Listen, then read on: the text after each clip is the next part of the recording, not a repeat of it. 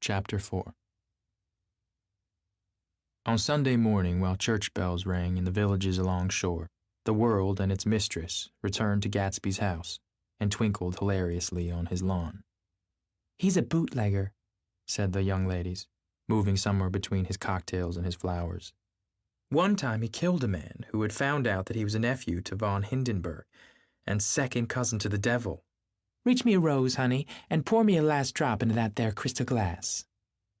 Once I wrote down on the empty spaces of a timetable the names of those who came to Gatsby's house that summer. It is an old timetable now, disintegrating at its folds, and headed, "This schedule in effect July 5th, 1922. But I can still read the gray names, and they will give you a better impression than my generalities of those who accepted Gatsby's hospitality and paid him the subtle tribute of knowing nothing whatever about him. From East Egg, then, came the Chester Beckers, and the Leaches, and a man named Bunsen, whom I knew at Yale, and Dr. Webster Civet, who was drowned last summer up in Maine, and the Hornbeams, and the Willie Voltaires, and a whole clan named Black Buck, who always gathered in a corner and flipped up their noses like goats at whosoever came near, and the Ismays and the Christies, or rather Hubert Auerbach and Mr. Christie's wife, and Edgar Beaver, whose hair, they say, turned cotton white one winter afternoon for no good reason at all. Claire's endive was from East Egg, as I remember. He came only once, in white knickerbockers, and had a fight with a bum named Eddie in the garden. From farther out on the island came the Cheadles and the O.R.P. Schraders and the Stonewall Jackson Abrams of Georgia, and the Fishguards and the Ripley Snells. Snell was there 3 days before he went to the penitentiary, so drunk out on the gravel drive that Mrs. Ulysses Sweat's automobile ran over his right hand. The Danceys came too, and S.B. Whitebait, who was well over 60, and Maurice A. Flink, and the Hammerheads, and Beluga the tobacco importer, and Beluga's girls. From West Egg came the Poles and the Mulreadys and Cecil Roebuck and Cecil Schoen, and Gulick, the state senator, and Newton Orchid, who controlled films par excellence, and Eckhoust and Klein Cohen and Don S. Schwartze, the son, and Arthur McCarty, all connected with the movies in one way or another, and the Catlips and the Bembergs and G. Earl Muldoon, brother to that Muldoon who afterward strangled his wife. Da Fontano, the promoter, came there, and Ed LeGros, and James B. Rotgut Ferret, and the DeYoungs, and Ernest Lilly. They came to gamble, and when Ferret wandered into the garden, it meant he was cleaned out, and Associated Traction would have to fluctuate profitability next day. A man named Klipspringer was there so often and so long that he became known as the Boarder. I doubt if he had any other home. Of theatrical people, there were Gus Ways, and Horace O'Donovan, and Lester Meyer, and George Duckweed, and Francis Bull. Also from New York were the Cromes, and the Backheisens, and the Denekers, and Russell Betty, and the Corrigans, and the Kellehers, and Dewars, and Scullys, and S.W. Belcher, and the Smirks, and young Quinns, divorced now, and Henry L. Palmetto, who killed himself by jumping in front of a subway train in Times Square. Benny McClenahan arrived always with 4 girls. They were never quite the same ones in physical person, but they were so identical one with another that it inevitably seemed that they had been there before. I've forgotten their names, Jacqueline, I think, or else Consuela, or Gloria, or Judy, or June, and their last names are either the melodious names of flowers and months or the sterner ones of the great American capitalist whose cousins, if pressed, they would confess themselves to be. In addition to all these, I can remember that Faustina O'Brien came here at least once, and the Bedecker girls, and young Brewer, who had his nose shot off in the war, and Mr. Al Bruxberger, and Miss Haig, his fiancée, Ardita Fritz-Peters, and Mr. P. Jewett, once head of the American Legion, and Miss Claudia Hipp, with a man reputed to be her chauffeur, and a prince of something whom we called Duke, and whose name, if I ever knew it, I have forgotten. All these people came to Gatsby's house in the summer. At 9 o'clock one morning, late in July, Gatsby's gorgeous car lurched up the rocky drive to my door and gave out a burst of melody from its 3-noted horn. It was the first time he had called on me, though I had gone to 2 of his parties, mounted in his hydroplane and, at his urgent invitation, made frequent use of his beach. "Good morning, old sport. You're having lunch with me today, and I thought we'd ride up together." He was balancing himself on the dashboard of his car with that resourcefulness of movement that is so peculiarly American. That comes, I suppose, with the absence of lifting work or rigid sitting in youth, and even more with the formless grace of our nervous, sporadic games. This quality was continually breaking through his punctilious manner in the shape of restlessness. He was never quite still. There was always a tapping foot somewhere, or the impatient opening and closing of a hand. He saw me looking with admiration at his car. "It's pretty, isn't it, old sport?" He jumped off to give me a better view. "Haven't you ever seen it before?" I'd seen it. Everybody had seen it. It was a rich cream color, bright with nickel, swollen here and there, and its monstrous length with triumphant hat boxes and supper boxes and tool boxes, and terraced with a labyrinth of windshields that mirrored a dozen suns. Sitting down behind many layers of glass in a sort of green leather conservatory, we started to town. I had talked with him perhaps 6 times in the past month and found to my disappointment that he had little to say. So my first impression that he was a person of some undefined consequence had gradually faded, and he had become simply the proprietor of an elaborate roadhouse next door. And then came that disconcerting ride. We hadn't reached West Egg Village before Gatsby began leaving his elegant sentences unfinished and slapping himself indecisively on the knee of his caramel-colored suit. "Look here, old sport," he broke out surprisingly. "What's your opinion of me, anyhow?" A little overwhelmed, I began the generalized evasions which that question deserves. "Well, I'm going to tell you something about my life," he interrupted. "I don't want you to get a wrong idea of me from all these stories you hear." So he was aware of the bizarre accusations that flavored conversation in his halls. "I'll tell you God's truth." His right hand suddenly ordered divine retribution to stand by. "I am the son of some wealthy people in the Middle West, all dead now. I was brought up in America but educated at Oxford because all my ancestors have been educated there for many years. It is a family tradition." He looked at me sideways, and I knew why Jordan Baker had believed he was lying.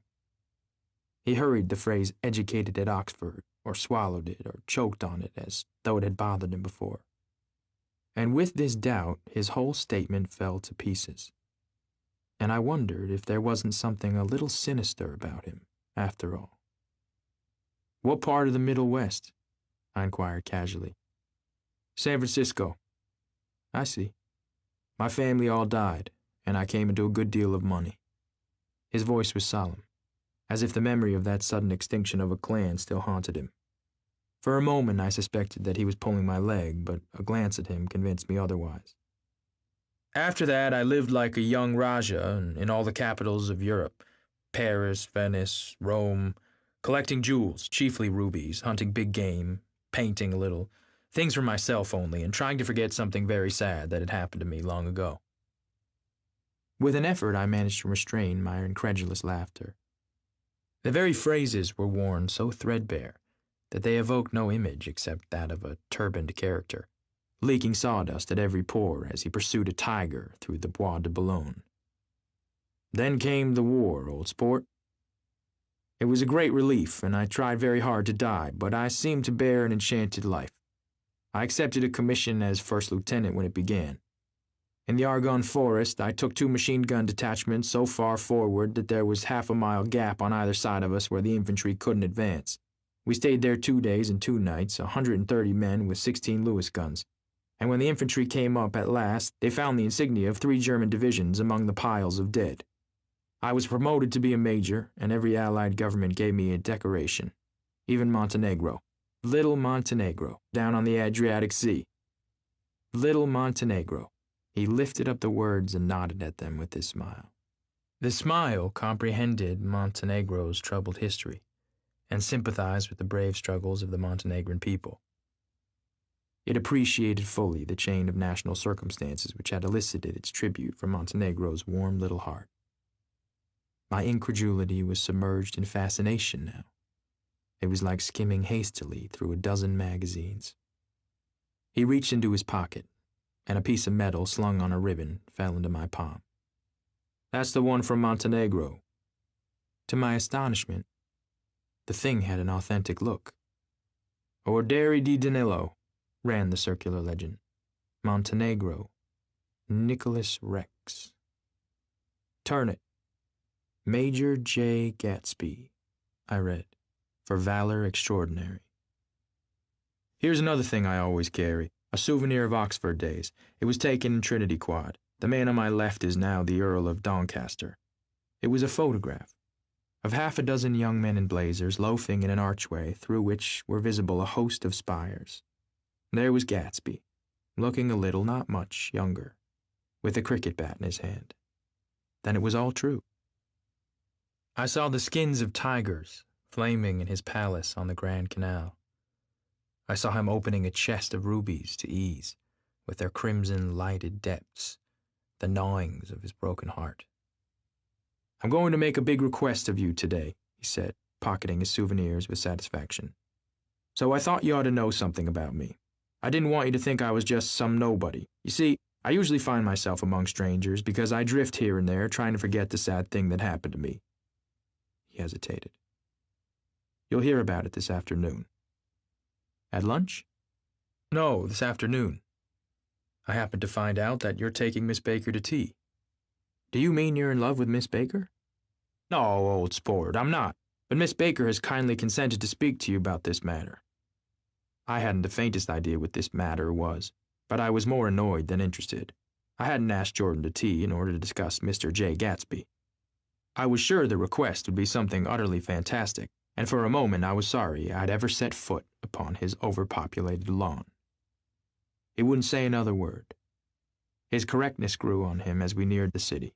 We passed Port Roosevelt, where there was a glimpse of red-belted, ocean-going ships, and sped along a cobbled slum, lined with dark, undeserted saloons of the faded gilt 1900s.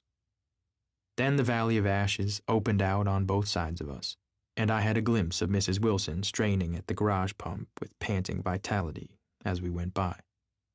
With fenders spread like wings, we scattered light through half Astoria.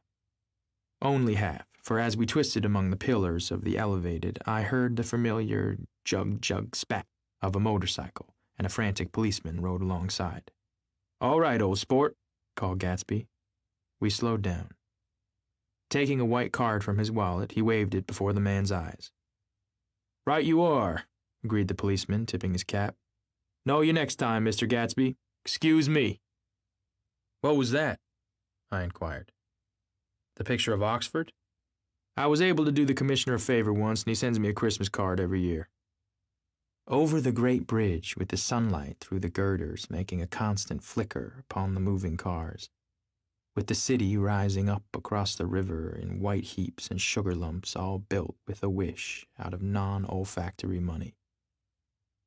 The city seen from Queensboro Bridge is always the city seen for the first time, in its first wild promise of all the mystery and the beauty in the world.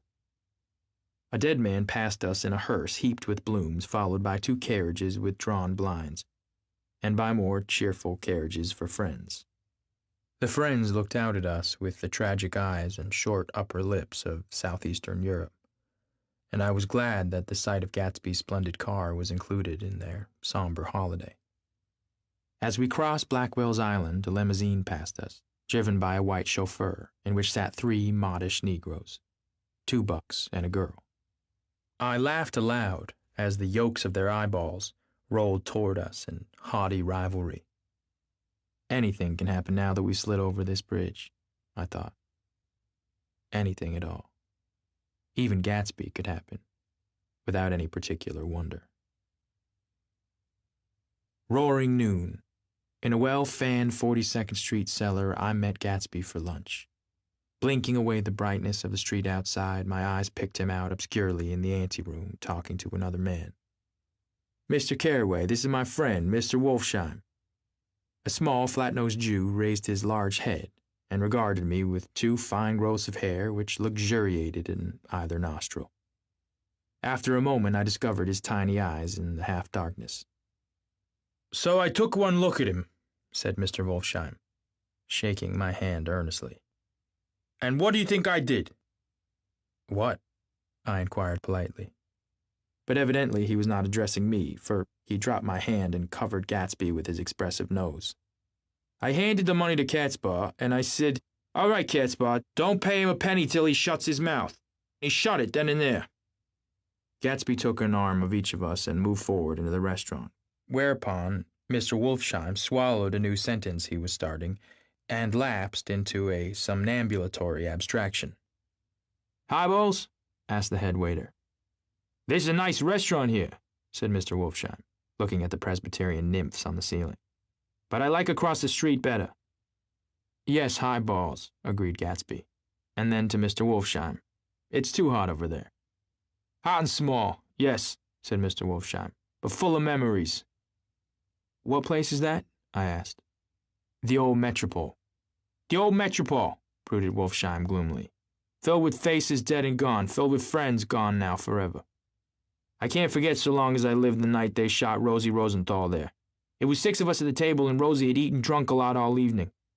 When it was almost the morning, the waiter came up to him with a funny look and says somebody wants to speak to him outside. "All right," says Rosie, and begins to get up, and I pulled him down in his chair.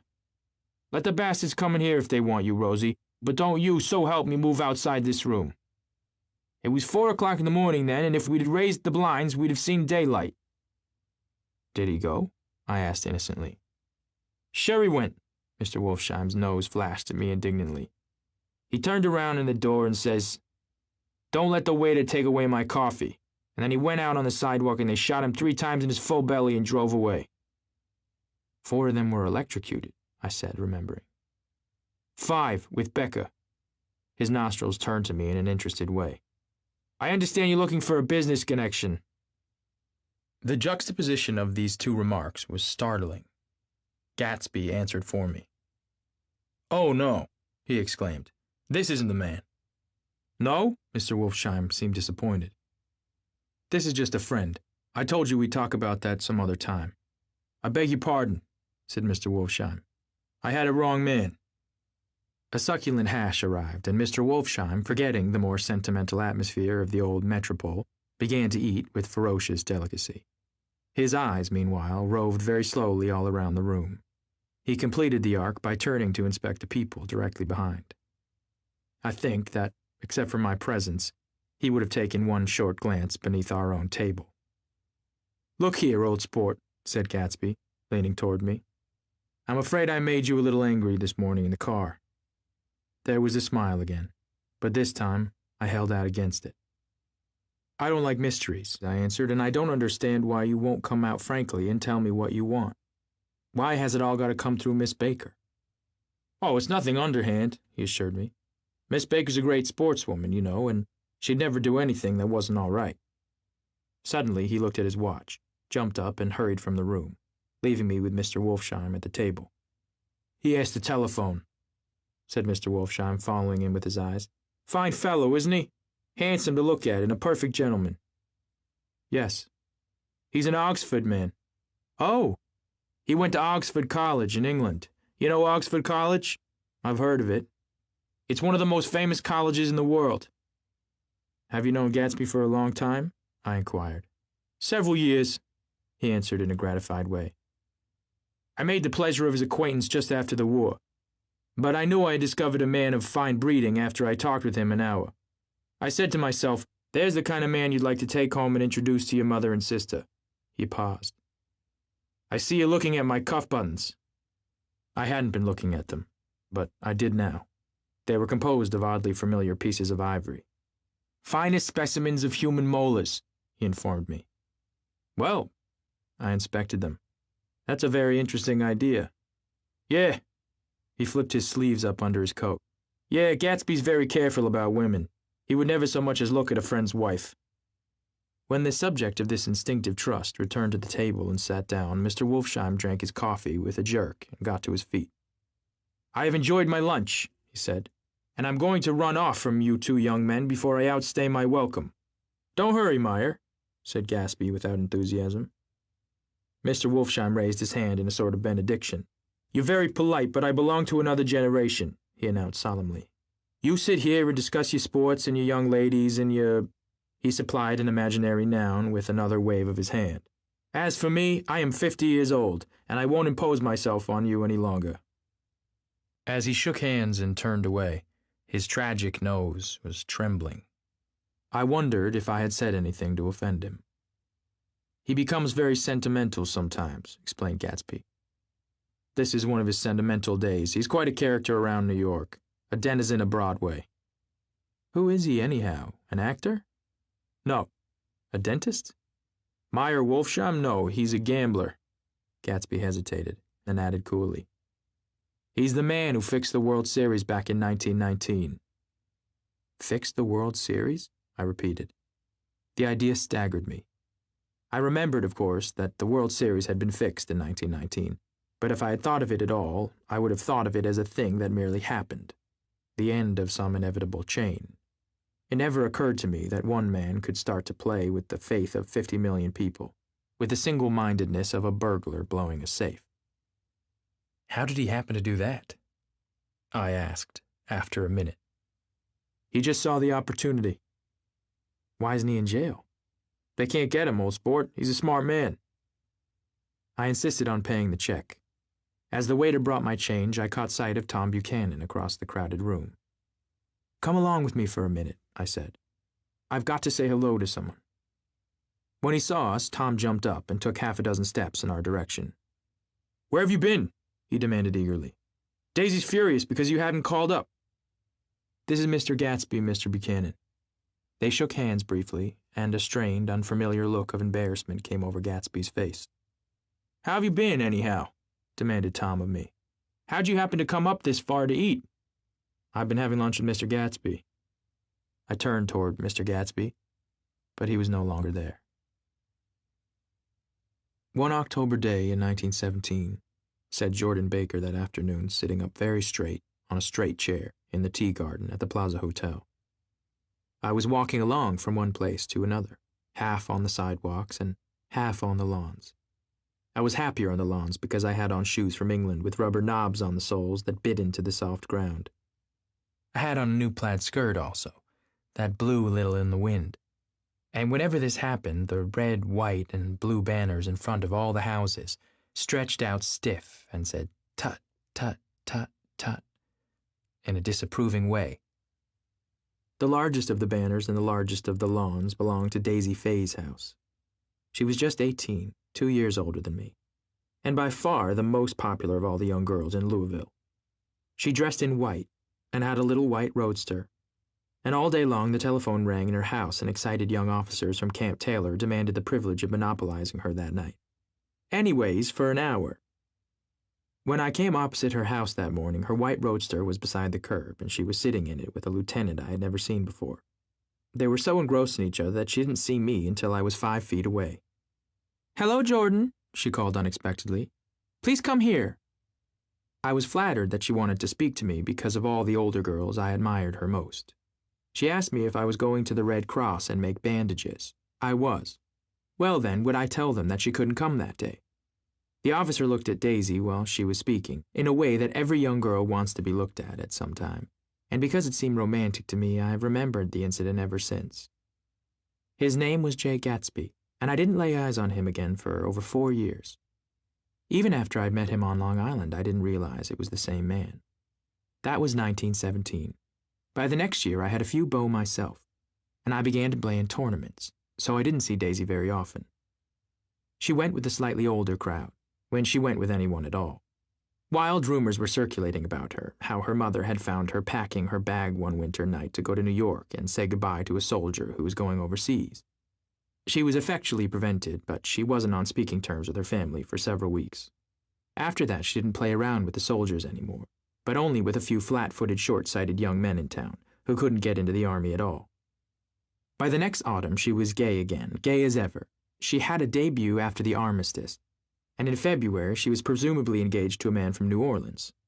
In June, she married Tom Buchanan of Chicago, with more pomp and circumstance than Louisville ever knew before.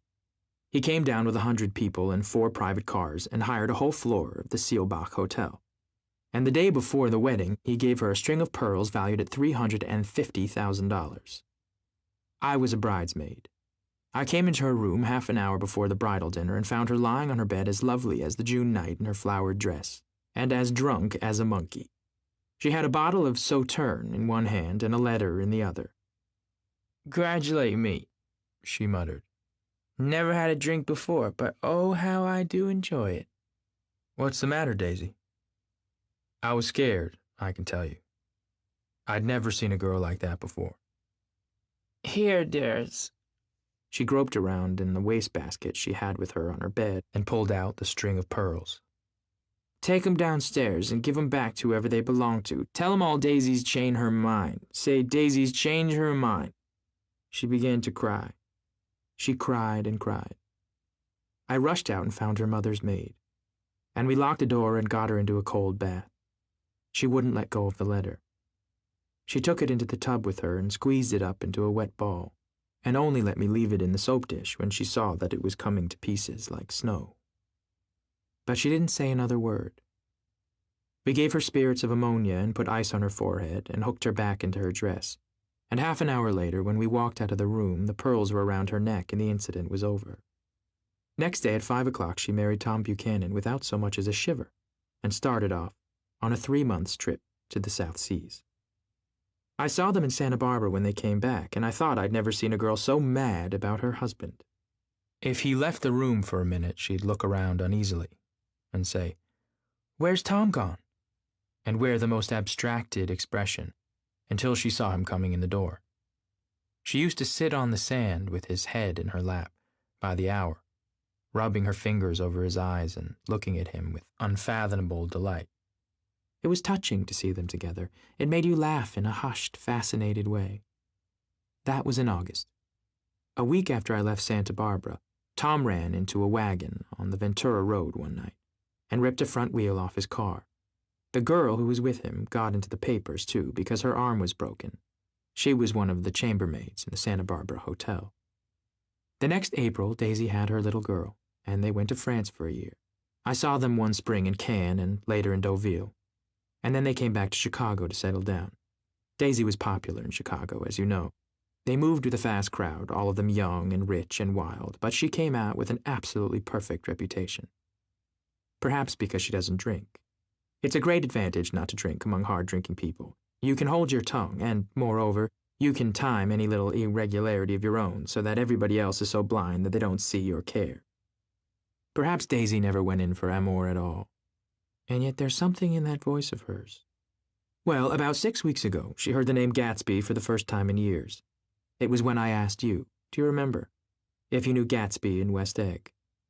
After you had gone home, she came into my room and woke me up and said, "What Gatsby?" And when I described him, I was half asleep. She said in the strangest voice that it must be the man she used to know. It wasn't until then that I connected this Gatsby with the officer in her white car. When Jordan Baker had finished telling all this, we had left the plaza for half an hour and we were driving in Victoria through Central Park. The sun had gone down behind the tall apartments of the movie stars in the West 50s, and the clear voices of little girls, already gathered like crickets on the grass, rose through the hot twilight. "I'm the Sheik of Araby, your love belongs to me. At night when you're asleep, into your tent I'll creep." It was a strange coincidence, I said. But it wasn't a coincidence at all. Why not? Gatsby bought that house so that Daisy would be just across the bay. Then it had not been merely the stars to which he had aspired on that June night. He came alive to me, delivered suddenly from the womb of his purposeless splendor.